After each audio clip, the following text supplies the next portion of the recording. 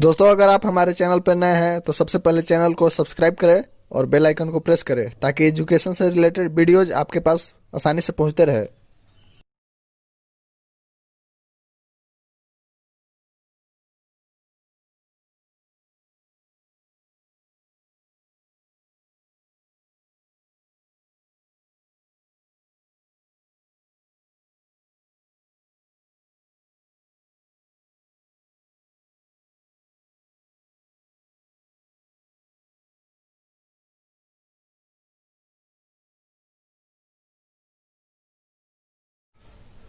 वक्त से लड़कर जो नसीब बदल दे, वक्त से लड़कर जो नसीब बदल दे, इंसान वही जो अपनी तकदीर बदल दे।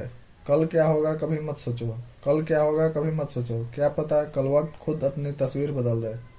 Good morning friends, welcome to my YouTube channel AK allrounder. Friends, first of all, your channel AK All-Rounder salute all brave Corona warriors including defense staff, medical staff, steward staff, social workers, governments and also even countrymen who follows proper rules and regulations in lockdown। दोस्तों, आज मैं फिर आप लोग के सामने एक लाजवाब टॉपिक लेकर आया हूँ। जी हाँ दोस्तों, आज का ये लाजवाब टॉपिक है प्राचीन भारतीय इतिहास जानने का स्रोत, यानी कि एविडेंस या source of ancient Indian history. Friends, इसमें मैं 3 टाइप्स बताया था प्राचीन भारतीय इतिहास जानने के स्रोत में। फर्स्ट, लिटरेरी एविडेंस यानी कि साहित्यिक स्रोत के द्वारा। सेकेंड, आर्कोलॉजिकल एविडेंस पुरातात्विक स्रोत के द्वारा। थर्ड, विदेशी यात्री का यात्रा विवरण यानी कि फॉरेन ट्रेवलर्स ट्रेवल डिटेल्स, जिन्होंने भारत की यात्रा की, हु ट्रेवल्ड टू इंडिया। दोस्तों, इसमें लिटरेरी एविडेंस यानी कि साहित्यिक स्रोत के बारे में हम लोग डिस्कस कर चुके थे प्रीवियस वीडियोज में। आज मैं आर्कोलॉजिकल एविडेंस यानी कि पुरातात्विक स्रोत के बारे में डिस्कस करूंगा, जो खुदाई से प्राप्त स्रोत हैं, जैसे अभिलेख, स्मारक, मुद्रा इत्यादि के बारे में आज डिस्कस करूंगा, यानी कि आर्कोलॉजिकल एविडेंस के बारे में आज डिस्कस करेंगे। फ्रेंड्स, अगर आप साहित्यिक स्रोत या लिटरेरी एविडेंस नहीं देखे होंगे तो आप मेरे प्लेलिस्ट में जाकर हिस्ट्री फोल्डर में सबसे पहले आप मेरे प्रीवियस वीडियोज को जरूर से जरूर देखें। तो चलिए दोस्त, स्टार्ट करते हैं। आज का यह लाजवाब टॉपिक है पुरातात्विक स्रोत, यानी कि खुदाई से प्राप्त अवशेष क्या क्या मिले हैं। फ्रेंड्स, खुदाई से प्राप्त स्रोत के अंदर हम लोग अभिलेख, मुद्रा, स्मारक इत्यादि की चर्चा करेंगे। इसमें मोस्ट वीवीआई टॉपिक मुद्रा सिक्का, जिसमें हम लोग देखेंगे मुद्रा का प्रचलन कब से हुआ, किसके काल में हुआ, मिट्टी के सिक्का का प्रमाण कहाँ मिला, पंचमार्क सिक्का किसके काल में चला, आहत सिक्का क्या होता है, सीताराम प्रकार के सिक्का कब चला, राजा रानी प्रकार के सिक्का किसके काल में चला, कौन चलाया, चमड़ा का सिक्का किसने चलाया, लेख युक्त या चित्र युक्त सिक्का किसने चलाया, भारत में सोने का सिक्का चलाने वाला पहला शासक कौन था, सर्वाधिक सोने का सिक्का किसने चलाया, शुद्ध सोने का सिक्का किसने चलाया, पहली बार चांदी का सिक्का किसने चलाया, कौड़ी का प्रयोग किसने किया, तांबा का सिक्का किसने चलाया, बहलौली सिक्का किसने चलाया, तांबा और चांदी का सिक्का मिश्रित किसने चलाया, शशांगनी सिक्का किसने चलाया, इलाही सिक्का किसने चलाया, आना प्रकार के सिक्का किसने चलाया, सर्वाधिक सिक्का की ढलाई किसके काल में हुआ, इत्यादि। आज मैं सारे कंफ्यूजन का सॉल्यूशन लेकर आया हूँ। तो फ्रेंड्स, तो चलिए स्टार्ट करते हैं फटाफट। फ्रेंड्स, प्रीवियस वीडियोज में हम लोग साहित्यिक स्रोत की चर्चा कर चुके थे, अब पुरातात्विक स्रोत यानी कि आर्कोलॉजिकल एविडेंस या सोर्स की चर्चा करेंगे। दोस्तों, पुरातात्विक स्रोत उस स्रोत को कहते हैं जो खुदाई से प्राप्त होता है, जैसे अभिलेख, स्मारक, सिक्का यानी कि record, monuments and memorial, coin. Friends, आपके मन में एक प्रश्न आ रहे होंगे कि अभिलेख आखिर क्या होता है, स्मारक क्या होता है, सिक्का क्या होता है। चलिए एक एक कर समझ लिया जाए। दोस्तों, ध्यान देंगे। अभिलेख यानी कि रिकॉर्ड। अभिलेख पत्थर अथवा धातु जैसी अपेक्षाकृत कठोर सतहों पर उत्तीर्ण किए गए पाठन सामग्री को कहते हैं। दोस्तों, प्राचीन काल से इसका उपयोग हो रहा है। शासक इसके द्वारा अपने आदेशों को इस प्रकार उत्कीर्ण करवाते हैं ताकि लोग उन्हें देखकर समझ सके, पढ़ सके और उन्हें पालन कर सके। आधुनिक युग यानी कि मॉडर्न एरा में भी इसका उपयोग हो रहा है। किसका? अभिलेख का। नेक्स्ट हम लोग देखते हैं कि स्मारक यानी कि मॉन्यूमेंट्स या मेमोरियल। दोस्तों, स्मारक एक ऐसी स्ट्रक्चर है जो या तो खास तौर पर किसी व्यक्ति या महत्वपूर्ण घटना की स्मृति में बनाई गई है, या किसी सामाजिक तबके के लिए उसके पुराने अतीत को याद दिलाने के लिए बनाई गई है। जैसे मान लीजिए ताजमहल, यह भी किसी की याद में ही बनाया गया है। फ्रेंड्स, नेक्स्ट है सिक्का यानी कि क्वाइन। दोस्तों, लेन देन, खरीद बिक्री, दान इत्यादि के लिए इसका उपयोग किया जाता था। प्राचीन काल से ही तरह तरह के सिक्कों का प्रचलन रहा है, जैसे मिट्टी का सिक्का, तांबे का सिक्का, सोने का सिक्का, चांदी का सिक्का, चमड़े का सिक्का इत्यादि सिक्का का प्रयोग होता था। दोस्तों, वक्त बदलता गया और वक्त के साथ सिक्के का स्वरूप भी बदलता गया। फ्रेंड्स, हमें उम्मीद है कि आपको अभिलेख, स्मारक और सिक्का समझ में आ गया होगा। तो चलिए नेक्स्ट देखा जाए। दोस्तों, हिंदू देवी देवता से संबंधित पहला अभिलेख जो है वोगजोकोई अभिलेख है। हिंदू देवी देवता से संबंधित पहला अभिलेख वोगजोकोई अभिलेख है। वोगजोकोई अभिलेख है फ्रेंड्स, आपको इसे याद रखना है। दोस्तों, जो एशिया के माइनर यानी कि ईरान नामक स्थान से मिला है, यह अभिलेख 14वीं शताब्दी ईस्वी पूर्व की है। इस अभिलेख से 4 इंद्र, मित्र, वरुण एवं नसत्य की चर्चा की गई है। इस अभिलेख से 4 हिंदू देवी देवता इंद्र, मित्र, वरुण एवं नसत्य की चर्चा की गई है। दोस्तों, हमें उम्मीद है कि आपको समझ में आ गया। फ्रेंड्स, मोस्ट वीवीआई भारत का पहला शासक मौर्य सम्राट अशोक ने सबसे पहले अभिलेख लिखवाया था अपने सरकारी खर्च से। दोस्तों, भारत का पहला शासक मौर्य सम्राट अशोक था, जिसने सरकारी खर्च से अभिलेख लिखवाया था। आपको ये याद रखना होगा। और इन्हें यह अभिलेख लिखवाने की प्रेरणा जो मिली थी ईरान के शासक डेरियस प्रथम से मिला था। ये भी आपको याद रखना होगा। फ्रेंड्स, अभिलेख यानी कि रिकॉर्ड, इसको हम लोग 3 भाग में बांटते हैं: शिलालेख, स्तंभ लेख, गुहा लेख।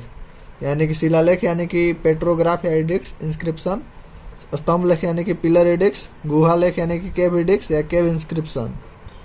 तो चलिए दोस्त, एक एक कर समझ लिया जाए कि आखिर शिलालेख क्या होता है, स्तंभ लेख क्या होता है, गुफा लेख क्या होता है। तो चलिए देख लिया जाए। फर्स्ट, शिलालेख। फ्रेंड्स, किसी पत्थर या चट्टान पर खोदी गई या लिखित रचना को शिलालेख कहा जाता है।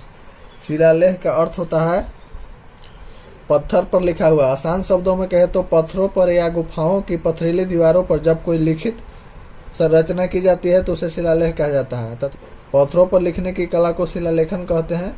शिला का अर्थ होता है पत्थर या चट्टान, और जबकि लेख का अर्थ होता है लिखना। और जब ये दोनों जुड़ जाते हैं तो शिलालेख हो जाता है। यानी कि चट्टान या पत्थर पर जो लिखा जाता है उसे हम लोग शिलालेख कहते हैं। नेक्स्ट है स्तंभ लेख।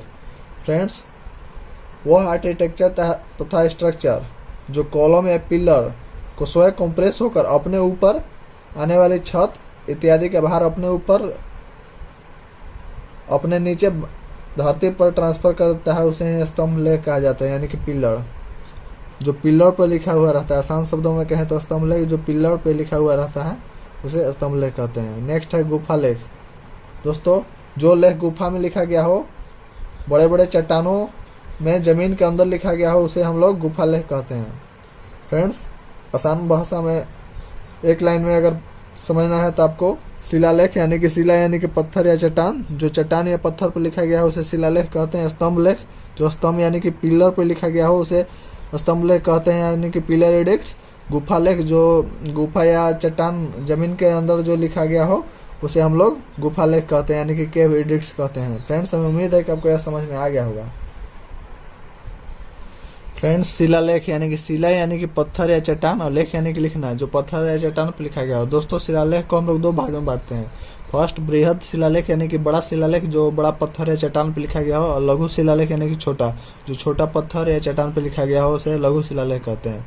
फ्रेंड्स, अशोक के बृहद शिलालेख 8 स्थानों से मिले हैं, जिसमें से 2 जो है भारतीय सीमा से बाहर यानी कि पाकिस्तान में है। कौन कौन? मानसेहरा और सहवाजगढ़ी। मानसेहरा और सहवाजगढ़ी जो है भारतीय सीमा से बाहर पाकिस्तान में मिले हैं। दोस्तों, मानसेहरा और सहवाजगढ़ी जो है खरोष्टी लिपि में लिखा गया है।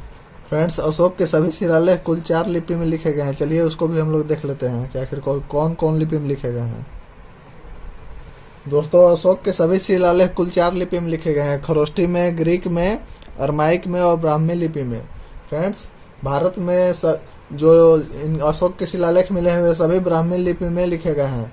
दोस्तों, अशोक के एकमात्र शिलालेख जो अफगानिस्तान के शाह कुना नामक स्थान से मिला है वह ग्रीक एवं अरमाइक यानी कि ग्रीक और अरमाइक दोनों भाषा में लिखा हुआ है, और इस शिलालेख को हम लोग बोलते हैं द्विभाषिक अभिलेख। फ्रेंड्स द्विभाषिक क्यों? क्योंकि यह दो भाषा में लिखा गया है, ग्रीक में और अरमाइक में, इसीलिए हम लोग द्विभाषिक अभिलेख इसको बोलते हैं। दोस्तों अशोक को अभिलेख लिखने की प्रेरणा जो मिली थी ईरान के शासक डेरियस प्रथम से मिली थी। मोस्ट VVI, अशोक को अभिलेख लिखने की प्रेरणा ईरान के शासक डेरियस प्रथम से मिला था। दोस्तों अशोक के जो शिलालेख था सबसे पहले यानी कि सर्वप्रथम जेम्स प्रीसेस के द्वारा 1837 ईस्वी में पढ़ा गया था। दोस्तों आपको ये भी याद रखना फ्रेंड्स। और इसकी खोज किए थे टी पैंथेलर।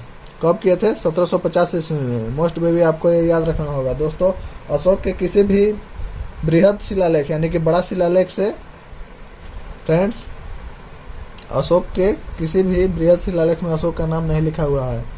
दोस्तों अशोक के 20 स्थान से भी अधिक स्थान पर लघु शिलालेख मिले हैं जिसमें अशोक के व्यक्तिगत जीवन के बारे में चर्चा किया गया है। दोस्तों इसमें मात्र 4 शिलालेख ही ऐसे मिले हैं जिसमें अशोक का नाम स्पष्ट रूप से लिखा गया है।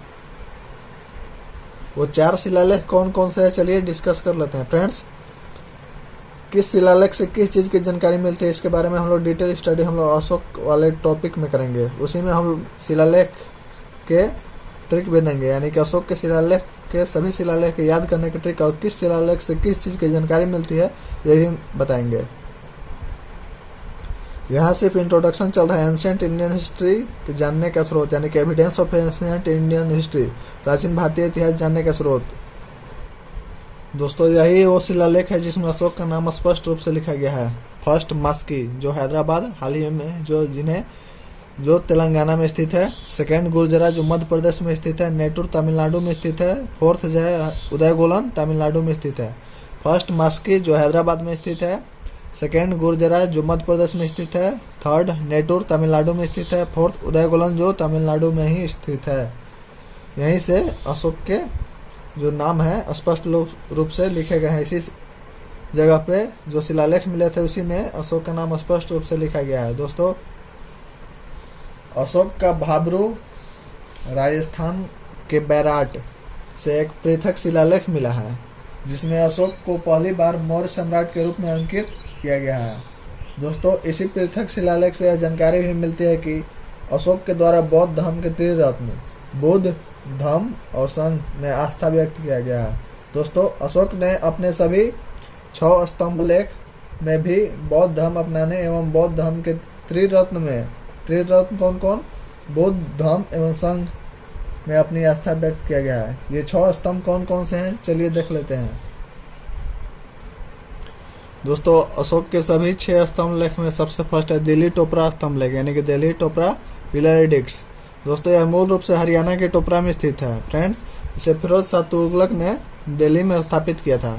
सेकेंड है दिल्ली मेरठ स्तंभ लेख यानी कि Delhi Meerut pillar addicts. Friends यह मूल रूप से यूपी के मेरठ में स्थित है लेकिन बाद में इसे फिरोज शाह तुगलक ने इसे दिल्ली में स्थापित कराया। दोस्तों मोस्ट VVI फ्रेंड्स यहाँ ध्यान देंगे इसकी खोज पूछता है कि दिल्ली मेरठ स्तंभ लेख है उसकी खोज किसने किया था? तो 1750 ईस्वी में टी पैंथेलर के द्वारा ही किया गया था इसकी खोज।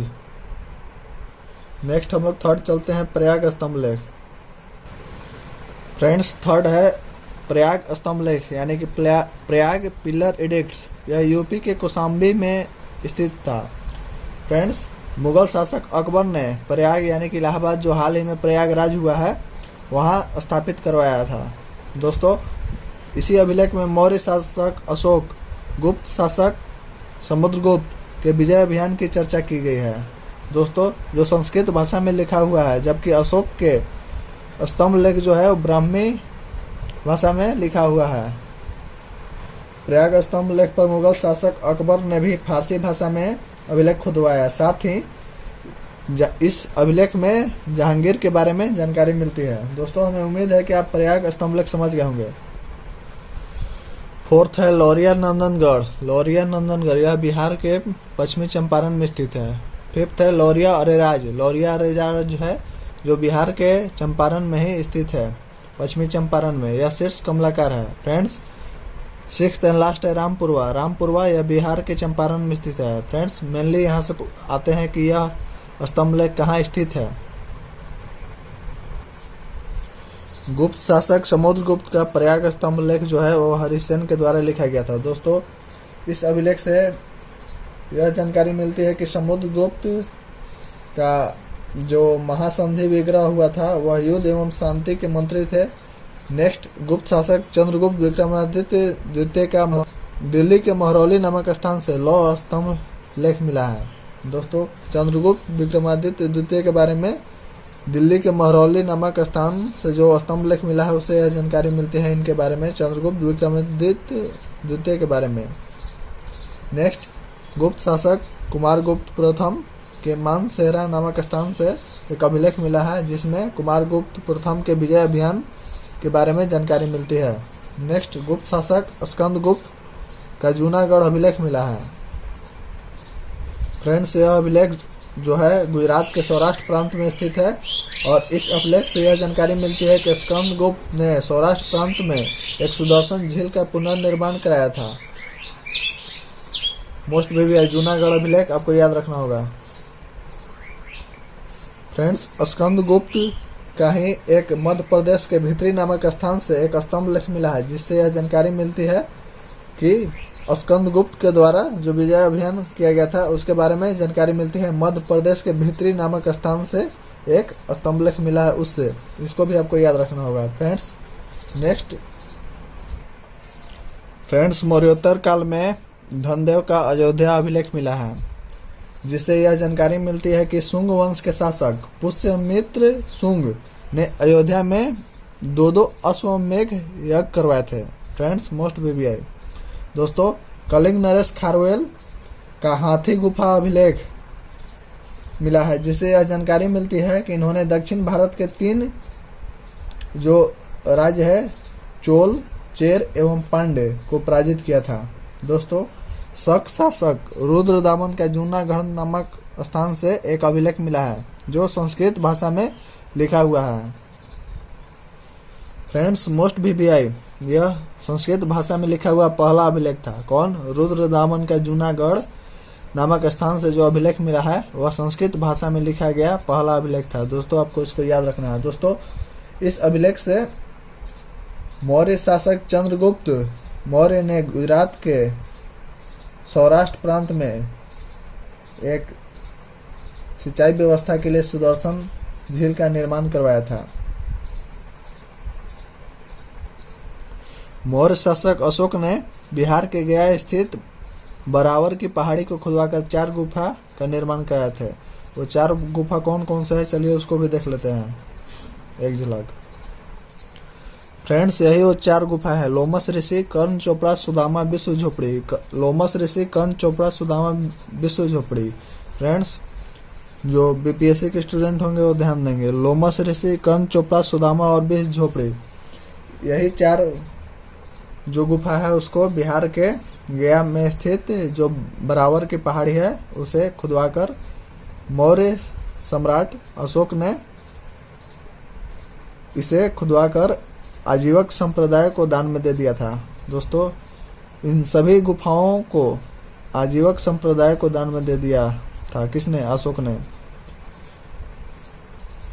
दोस्तों, इन 4 गुफाओं में से एक गुफा लोमस ऋषि से किसी भी प्रकार का अभिलेख खुदा हुआ नहीं मिला है। शेष सभी तीनों गुफाएं कर्ण चोपड़ा, सुदामा और विश्व झोपड़ी से कुछ न कुछ अभिलेख लिखा हुआ मिला है। लोमस ऋषि से कुछ नहीं मिला है, कोई भी अभिलेख से खुदा हुआ नहीं मिला है। फ्रेंड्स, हमें उम्मीद है कि आपको यह समझ में आ गया होगा। दोस्तों, अगर समझ में आ गया है तो लाइक बटन को प्रेस करें जो है सुकी दबा के, ताकि हमें भी समझ में आए कि आपको समझ में आ रहा है।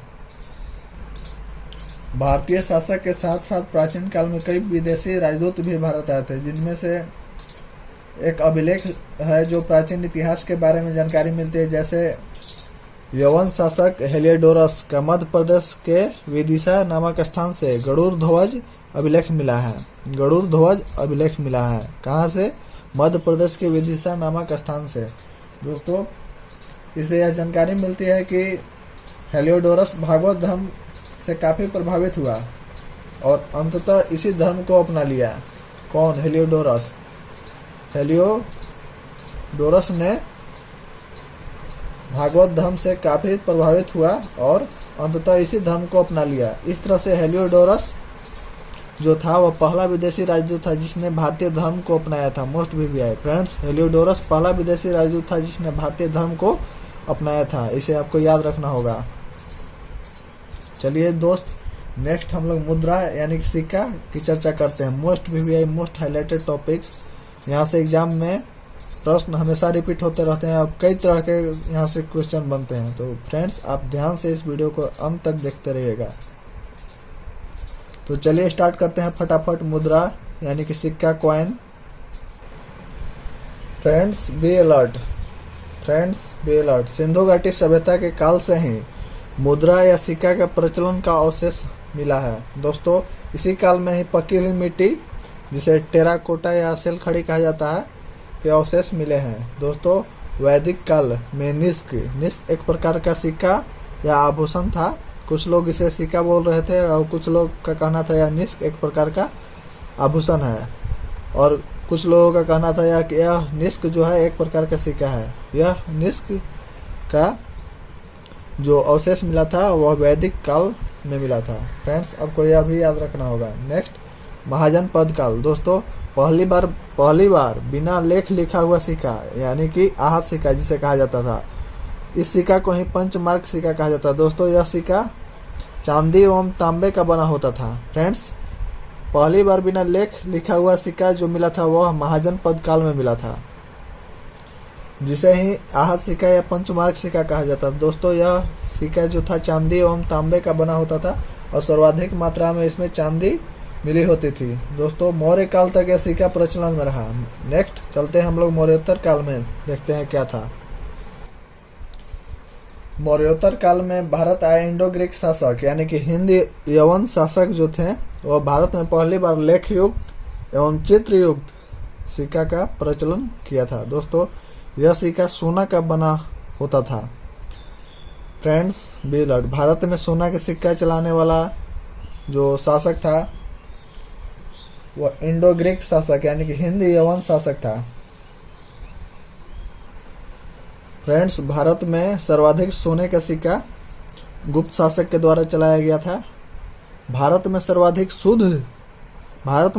शुद्ध सोने का सिक्का कनिष्क के द्वारा चलाया गया था। दोस्तों, यहाँ से आप एक एक पॉइंट को बहुत ही बारीकी से समझने का प्रयास कीजिएगा। गुप्त शासक समुद्रगुप्त को सिक्के पर वीणा बजाते हुए दिखाया गया है। गुप्त शासक समुद्रगुप्त को सिक्के पर वीणा बजाते हुए दिखाया गया है। दोस्तों, मयूर शैली का सिक्का जो है कुमार गुप्त प्रथम के द्वारा जारी किया गया था।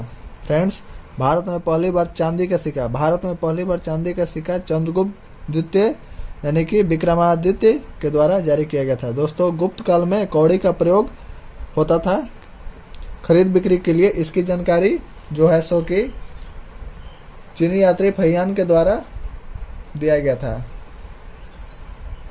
फ्रेंड्स, हमें उम्मीद है कि आपको समझ में आ रहा होगा। दोस्तों, अगर समझ में आ रहा है तो अपने दोस्तों को शेयर करें।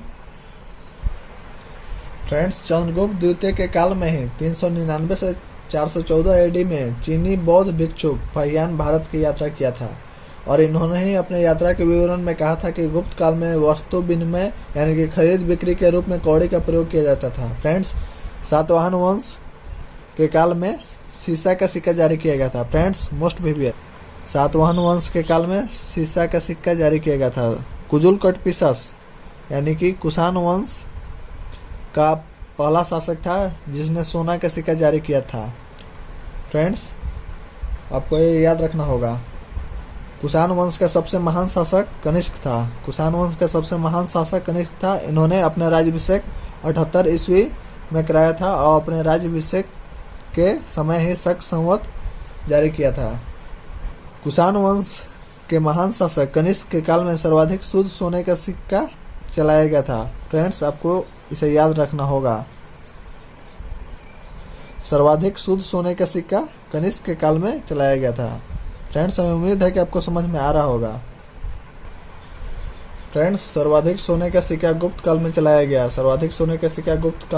गया था और कनिष्क के काल में तांबे का सिक्का को काकिनी कहा जाता था। फ्रेंड्स, आपको इसे याद रखना होगा। मथुरा से कनिष्क के सिक्के का एक ढेर मिला है, जिसे कनिष्क को एक सैनिक के वेशभूषा में दिखाया गया है। फ्रेंड्स, आपको ये याद रखना होगा। और कनिष्क के ही काल में मानसून की खोज की गई थी।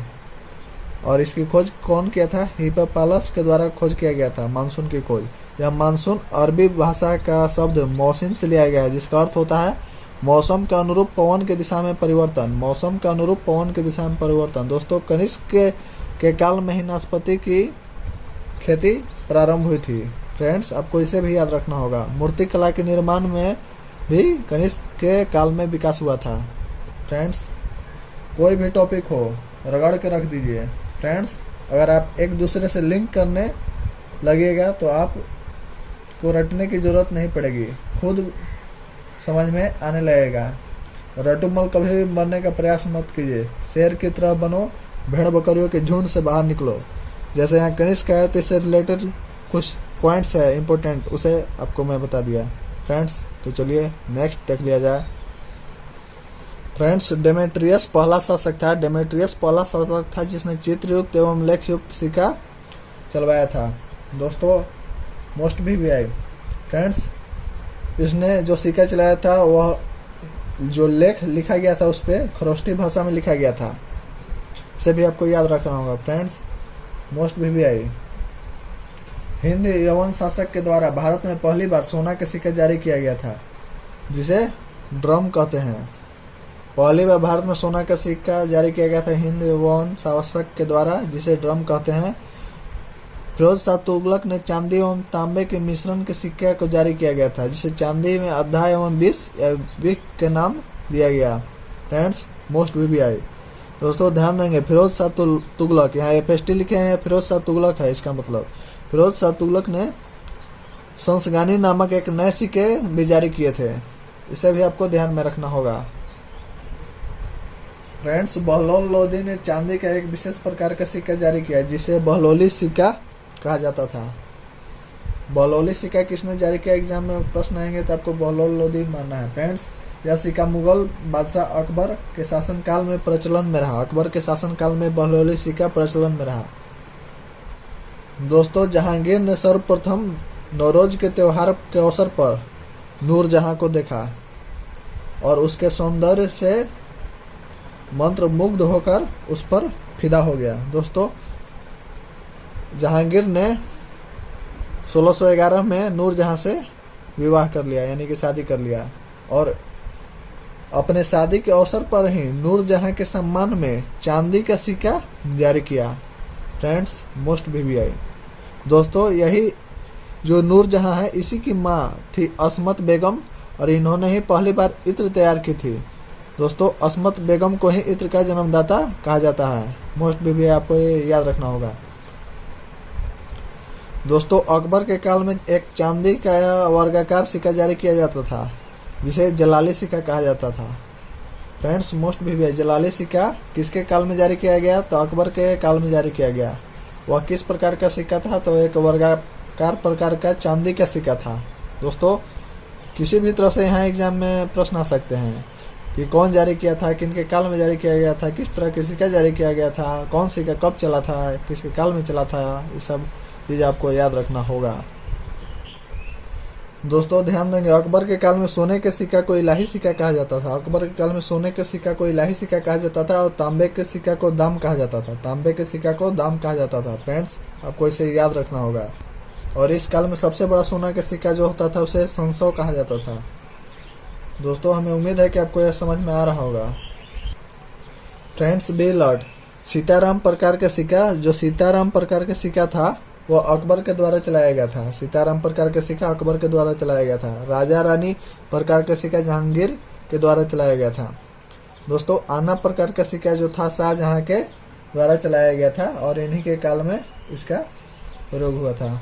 दोस्तों, सर्वाधिक सिक्का की ढलाई जो हुआ था वो औरंगजेब के काल में हुआ था। फ्रेंड्स, मोस्ट भी आई। सीताराम प्रकार का सिक्का अकबर के काल में चलाया गया था। राजा रानी प्रकार का सिक्का जहांगीर के काल में चलाया गया था। अन्ना प्रकार का सिक्का जो था वह शाहजहां के काल में चलाया गया था। सर्वाधिक सिक्का की जो ढलाई हुआ था वो औरंगजेब के काल में हुआ था। फ्रेंड्स, हमें उम्मीद है कि आपको समझ में आ रहा होगा। दोस्तों, अगर समझ में आ रहा है तो लाइक बटन को जो है इसी को प्रेस करें दबा के, हमें भी पता चले कि आपको समझ में आ रहा है। दोस्तों औरंगजेब ने सिक्का पर कुरान आयतें यानी कि दोहा और कलमा जिसे दोहा कहा जाता था उस पर लिखने पर पूरी तरह से प्रतिबंध लगा दिया था। फ्रेंड्स, वैदिक ग्रंथ में आय, निष्क एवं सतनाम का प्रयोग वैदिक काल में होता था और इन्हीं के समय जो वैदिक काल में जो होता था निष्क और सतनाम का प्रयोग, वह सिक्का का प्रयोग जो होता था वैदिक काल में होता था। फ्रेंड्स, भारत में धातु के सिक्के जो है सर्वप्रथम गौतम बुद्ध के समय जारी किए गए थे और इसी समय प्रचलन में आए थे, जिसका समय लगभग 500 ईस्वी पूर्व के लगभग माना जाता है। दोस्तों, आहत सिक्का जिसे ही पंचमार्क सिक्का कहा जाता है। दोस्तों, इन सिक्कों पर पेड़, मछली, सांड, हाथी और चंद्र इत्यादि की आकृति बनी होती थी। ये सिक्के अधिकांशतः चांदी के तथा कुछ तांबे के बने होते थे। दोस्तों, ठप्पा मारकर बनाए जाने के कारण इन सिक्कों को आहत सिक्का कहा जाता था। ठप्पा मारकर इन सिक्कों को बनाए जाने के कारण इन सिक्कों को आहत सिक्का कहा जाता था। फ्रेंड्स, हमें उम्मीद है कि आपको समझ में आ गया होगा। दोस्तों, मौर्य काल में सोने के सिक्के के रूप में निष्क और सतनाम का प्रयोग किया जाता था वैदिक काल में, लेकिन मौर्य काल में निष्क और सुवर्ण चांदी के सिक्के के रूप में मापक तथा काकन का प्रयोग किया जाता था और निष्क और सतनाम का प्रयोग वैदिक काल में होता था। फ्रेंड्स, यहाँ बहुत से स्टूडेंट को कंफ्यूजन होता है। निष्क और सतनाम का प्रयोग वैदिक काल में किया जाता था और मौर्य काल में सोने के सिक्के के रूप में निष्क तथा सुवर्ण जो चांदी के सिक्के के रूप में मापक तथा काकन का प्रयोग किया जाता था। फ्रेंड्स, हमें उम्मीद है कि आपको यह समझ में आ गया होगा और कंफ्यूजन यहाँ पे दूर हो गया होगा। दोस्तों, गुप्त काल में सर्वाधिक सोने के सिक्के जारी किए गए थे, परंतु इनकी शुद्धता पूर्वकालीन कुषाणों के सिक्के की तुलना में कम थी। गुप्तकालीन स्वर्ण सिक्के को दिनार कहा जाता था। दोस्तों, दैनिक लेन देन के लिए कौड़ियों का प्रयोग किया जाता था। फ्रेंड्स, हमें उम्मीद है कि आपको यह समझ में आ गया होगा। दोस्तों, कुषाणकालीन सोने के सिक्के 124 ग्रेन के तथा गुप्तकालीन स्वर्ण सिक्के 144 ग्रेन के होते थे। फ्रेंड्स, हमें उम्मीद है कि आपको समझ में आ रहा होगा। दोस्तों, 1539 ईस्वी में चौसा के युद्ध में हुमायूं शेरशाह सूरी से हार गया और हार कर वहां से भागने लगा। इसी बीच शिहाबुद्दीन नामक एक नाविक भिश्ती जो था वह उसे कर्मनाशा नदी को पार कराकर हुमायूं की जान बचाया। दोस्तों, इससे हुमायूं खुश हुआ और खुश होकर बोला, मोगेम्बो खुश हुआ, मांग क्या चाहिए तुझे, क्या दे दूं मैं। शिहाबुद्दीन नामक भिश्ती ने एक दिन के लिए राजा बनने की इच्छा जाहिर की। दोस्तों, फिर क्या था, हुमायूं ने शिहाबुद्दीन नामक भिश्ती को एक दिन का शासक घोषित कर दिया। दोस्तों, बस मुगल शासक बनते ही इस भिश्ती ने अंदर ही अंदर बहुत खुश हुआ। दोस्तों, इस भिश्ती शासक ने राजा बनते ही अपने चेला चपाटी को बोला कि आओ, और कैबिनेट की बैठक बुला दी। उसने सभी मंत्रियों को बोला कि पता करो कि ऐसा कोई काम है जो किसी शासक ने अभी तक नहीं किया है। वो काम बताओ जिसे करने से इतिहास में मेरा नाम सदा के लिए अमर हो जाएगा। बहुत विचार विमर्श करने के बाद कैबिनेट के मंत्रियों ने चमड़ा के सिक्के के बारे में बताया। फिर क्या था दोस्तों, अपने एक दिवसीय कार्यकाल के दौरान शिहाबुद्दीन नामक इस निजाम भिश्ती ने चमड़े का सिक्का जारी कर दिया और फिर क्या था, अपना नाम इतिहास के पन्नों में अंकित कर लिया। दोस्तों, आपको भी भेड़ बकरियों के झुंड से बाहर निकलना होगा और एक शेर की भांति लीड करना होगा। Friends, do not follow the majority, follow the right way. दोस्तों, हमें उम्मीद है कि अब आपके सारे कंफ्यूजन दूर हो गए होंगे। आप इस वीडियो को एक दो बार जरूर देखिएगा। फ्रेंड्स, अगर यह वीडियो आपको पसंद आया होगा तो इस वीडियो को ज्यादा से ज्यादा लाइक, कमेंट, शेयर और चैनल को सब्सक्राइब करना नहीं भूलिएगा। नेक्स्ट हम लोग मिलते हैं विदेशी यात्री का यात्रा विवरण। तब तक के लिए बहुत बहुत धन्यवाद।